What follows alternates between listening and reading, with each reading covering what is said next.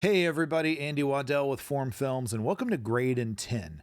Today I'm going to walk you through my approach to key, grade, and composite, a live action talent with physical props into a world made entirely of illustrations. Let's go.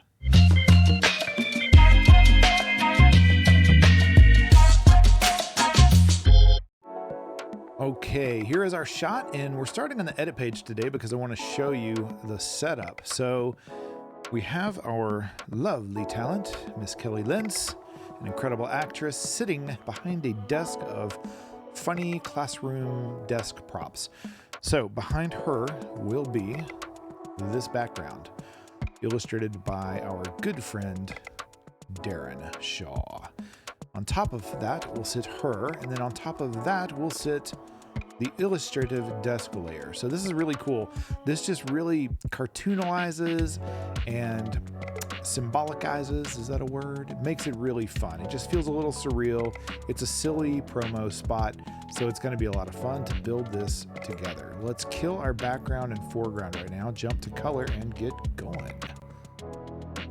Okay, so flipping to YRGB color managed to get our Rec 709 starting point.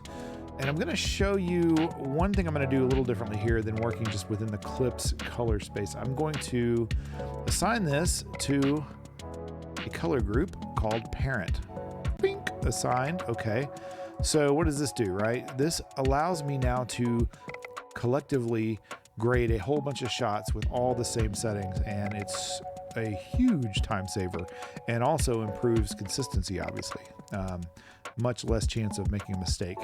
So up here we have our four parts to the grade. We have our group pre-clip, then we have the clip, which is unique to this particular shot, and then we have our group post-clip and timeline, which of course rides over your whole sequence. So we're going to start on the group pre-clip, and we're just going to touch our exposure. And this is where I want to do anything that I want to do before I get to keying. I'm going to do right here. I just want to bring up a little bit of exposure, and it's super minimal. Okay, auditioning off, on. Yeah, I might even split the difference on that. Off, on. Okay, gonna leave it there, and I'm gonna jump over to the clip. Now, this is going to be where we do the key, and it will only affect this shot. So, I'm gonna drop a couple of nodes in here. Connect the alphas to the alpha output. This will be called edge. This will be called mask. If I can type it. There we go. Okay, back to key. You're going to drop on the 3D keyer. I'm going to flip this to the lab color space soft, grab my eyedropper, and I'm going to track all this green around her. Boom, very clean already. I'm going to jump to the matte finesse, just pull my clip black up a little bit, just a little bit. I can see it work on the left side of her hair. Just want to touch it. And then I'm going to roll my D-spill, which is going to affect my yellows. You can see there's a little bit of greenish yellow, and then this yellow is picking up a little bit of the green very subtly. But if I roll this down and de-spill this entirely, it's going to affect the yellow elements. But I don't mind. I'm going to go back later and isolate those and bring those back to where I want them to be. On edge, I'm going to drop my alpha matte, shrink and grow. I like to do this on a separate node sometimes, and I'm just going to barely touch it. I mean, I'm going to crank it up, then I'm going to pull it back. Go crazy. Pull it back where it's just kissing it. Off, on. Very off, on. Very subtle. Okay, now mask is just exactly that. We're going to grab a square mask, or linear mask it is, rather. And we're going to just cut out this little hole on the green screen on the right.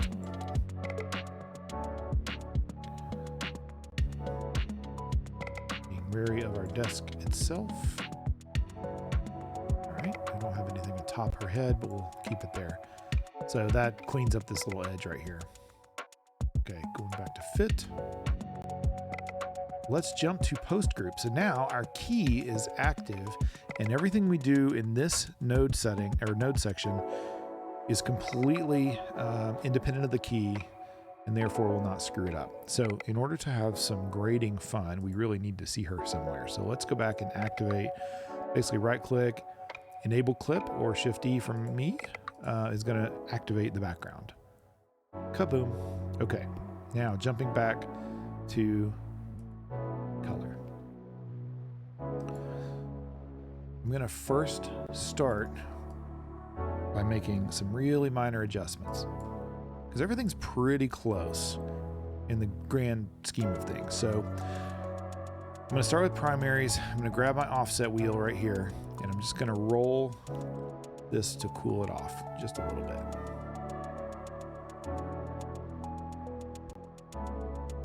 Not getting magenta, not worried about her sweater, but I do want to pull just a touch of the red haze off. Okay. Off, on. Yeah, off, on.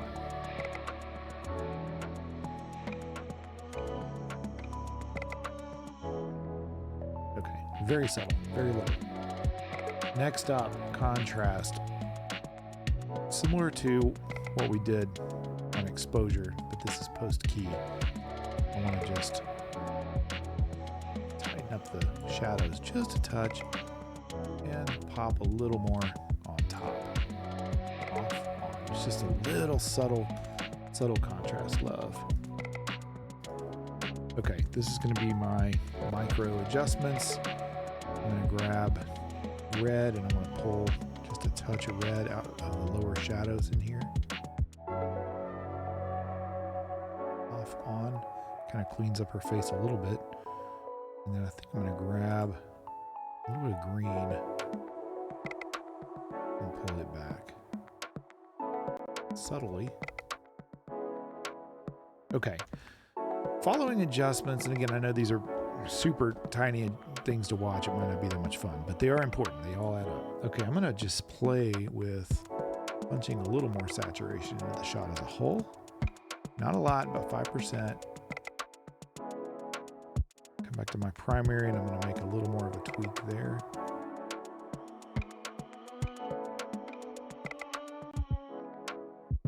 Okay, and I'm actually going to jump back over here now to my edge, now that I can see. There we go. Oops, a little too far. There we go. Yeah, now that I see it on a background, I can see some edging and stuff that I want to take care of. But this is feeling really nice. Even that flutter of the hand looked pretty darn good. Sometimes you get a little gunk in the fingers there, which we can go back and dial in with another sample on the keyer, but that's looking pretty good. Okay, let's do 3 parallels. I want to set this up accordingly. Skin, shirt, and sweater. I'm going to start with skin. I'm going to grab my 3D qualifier, and I just want to sweep her cheeks with it. Solo it up, see what I've got. I'm actually going to tighten it up a little so it's not grabbing too much of her hair. I don't mind a little bit of it in her hair.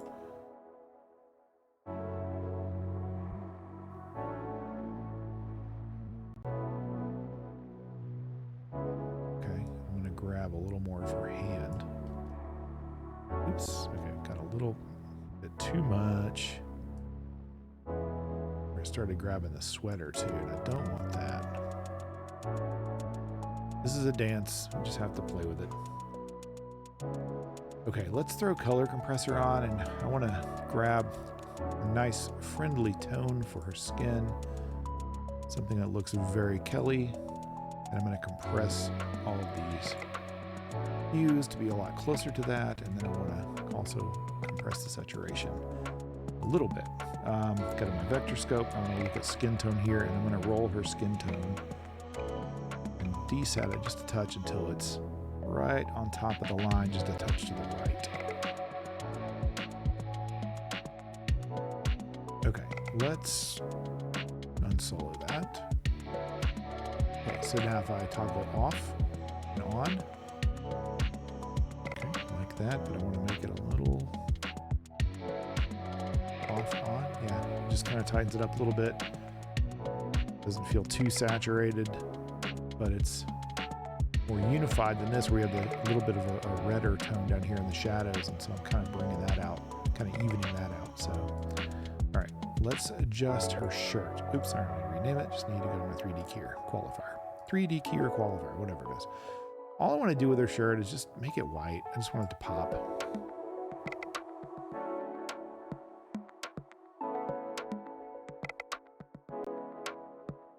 Actually, well, I'm grabbing the white on the shirt, but I don't want, oops, I hit the sweater. I knew that would happen. Here we go. Okay. Let's just do a little bit of this. Add a little bit of her name tag, which that's fine. That makes sense.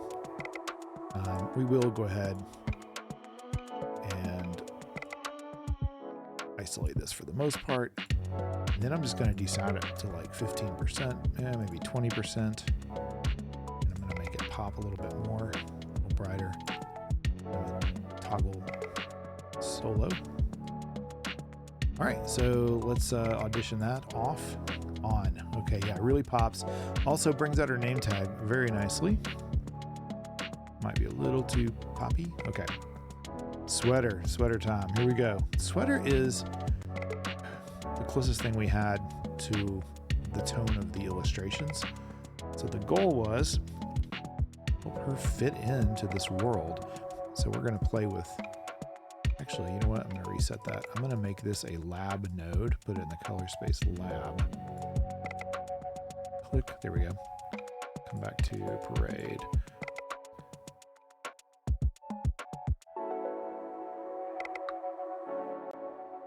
Okay, now I'm going to clean that up a bit. I like the way lab grabs, the lab grab. Okay, that's pretty zesty right there. Okay, let's jump to our curves and let's push that sweater. So in the lab color space, RGB work differently. Y is ignored. It pushes and pulls red, green, yellow, or blue. I could literally make it yellow. And look how good that looks. It does such a great job of isolating it. It's just amazing. I really love it. So I'm just going to pull this down until she feels like that sweater just is practically illustrated into this world with her. Look at that. That's flipping awesome. Okay. I'm going to now grab the front of the desk. So I have this blue paper, and all I really want to do is, oh, you know what? I'm sorry. Mental pause. I want to mask this just in case. I want to make sure we've masked around that. There we go. There we go. Now back to desk.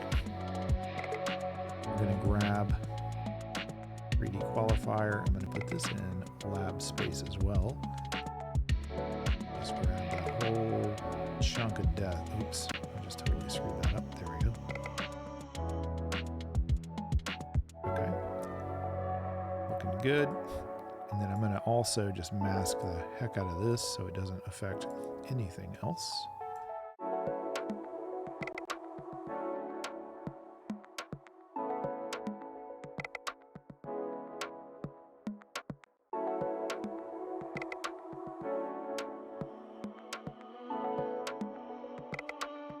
Okay, let's go back to fit. Now I just want to blue that up by pulling that down, and R is going to act as my luminance in this. So we're just going to do that. There we go. So it kind of matches our background pretty well. Come back to sweater. I'm going to pull some there we go. So in the Lab CIE color space, green on the curves, when you pull it down, it puts red. Wait, now I'm backwards. Red, green. Yeah, it's super confusing. Sorry. It's super confusing. I get it backwards every time. And in a world like this, it's hard to keep it straight. Okay, desk. Let's do our yellows. I want to restore those yellows. I'm going to go Lab color space again. I'm going to grab this plastic bucket and our flower and our desk. Okay, all those things. We're going to make this look very stylized. And I'm also going to mask it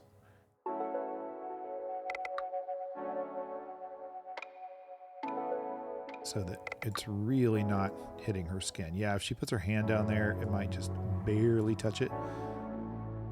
We're gonna do some work to prevent that. All right.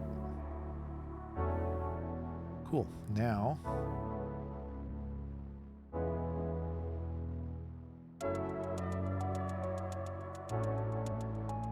we can pull. Here's some yellow. Pushing blue up is yellow. That's right. Thank you, Andy. I remembered that now. Then I'm going to pull that down a little bit. So there. So now off.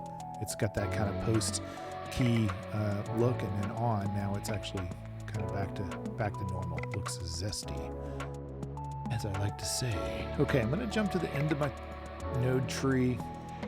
Going to make a sharpen node. That's kind of standard, super easy. And then I'm going to make a node in front of that. I'm going to do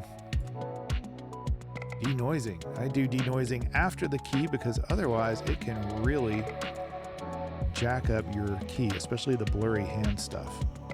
There is not much noise in this, but being that it's a red, I want to just grab anything in the very bottom end that might be sizzling when we start moving. Now, jumping back one more, I'm going to do an overall lab node, put it into Lab CIE, and we're going to run to our shadows right down here, roll those down just a little bit. We'll go really far, I'll show you what that does. Pulls all the red out of the shadows. And then on the inverse, the highlight puts a lot of red in the highlights. So it's an interesting play, but with just a little subtlety, what you can do is really tighten up that mix, so to speak. So you can see down here what it's doing. It's pulling just a little bit of still that kind of red or orange off, and it's really tightening her face, tightening the sweater, pulling the reds and the oranges out of the lower mids, and really dig what that does for her face, especially. Now let's handle this background for a second. We definitely need to blur the background just a little bit. Oh, we've got some artifacts there in the Illustrator file. That's awesome. Okay, well, dang it. I forgot about that. We had a couple of different versions of this background that were temporary prints, temporary working files, and then we replaced them with finals, and I must have grabbed the wrong one, but that's okay. Actually, you know what? I wonder if lens blur. Ooh, that's awesome. Artifacts by Form Films. Of course. All right, we'll just do a little bit. You get the idea. All right, it helps to pop her, break her off a little bit. Not that worried about the artifacts. Those would go away. Oh, you know what? Oh, hold on. Ooh, wait. Maybe it's because... Nope, that's that. Nope, okay. Yep, I'm host. Okay, sorry. Now, let's activate this overlay, right? This is the part that sits on top of her. Boom. Look at that. Off, kind of bland. On, seals it in. Loving that. And then what I want to do in the edit window here is I'm actually just going to drop the opacity on this about 75%. Maybe switch it to maybe a screen. It's just got a little, maybe like 85%. Yeah, it's just got a little bit of magic sauce to it. Could also play with overlay.